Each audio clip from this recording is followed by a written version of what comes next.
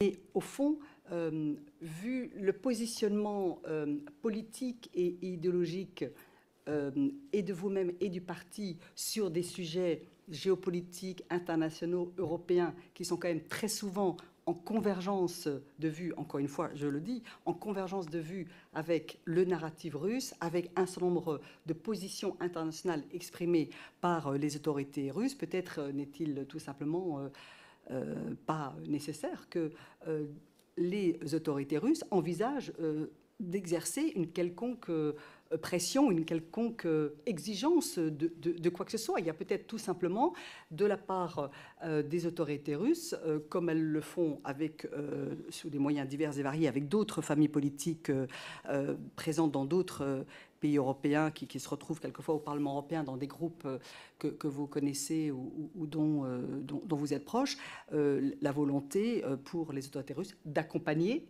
certains partis politiques qui s'inscrivent, je dirais, dans un récit et qui, de ce fait, accompagnent dans le concert des nations et dans les intérêts géopolitiques et géostratégiques du moment, qui accompagnent les desseins du régime russe actuel. Madame Le Pen, vous avez la parole. Merci Madame la rapporteure d'évoquer ne serait-ce que l'hypothèse que j'ai donc été victime d'une épouvantable campagne de calomnie et de diffamation dont l'objectif était de tromper les Français et accessoirement d'avoir une influence sur leur vote par l'intermédiaire de fausses informations, ce qui est évidemment condamnable par la loi.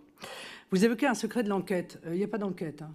Il y a zéro enquête sur le prêt de la banque tchéco-russe. Zéro. Voilà, je tiens à le dire pour ceux qui nous écoutent, parce que ça pouvait laisser penser que vous avez appris des choses, mais qu'en fait, vous ne les avez pas apprises parce qu'il y avait une enquête en cours. Il n'y a pas d'enquête sur le sujet.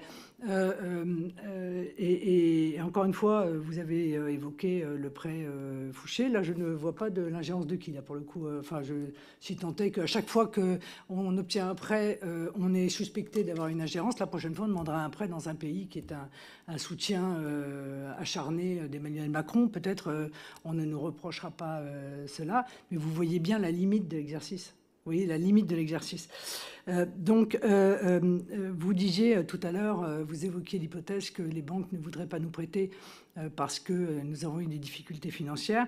C'est sûr que, si vous voulez, une banque américaine ou guatémaltèque allait financer la campagne présidentielle d'un candidat à la présidentielle française.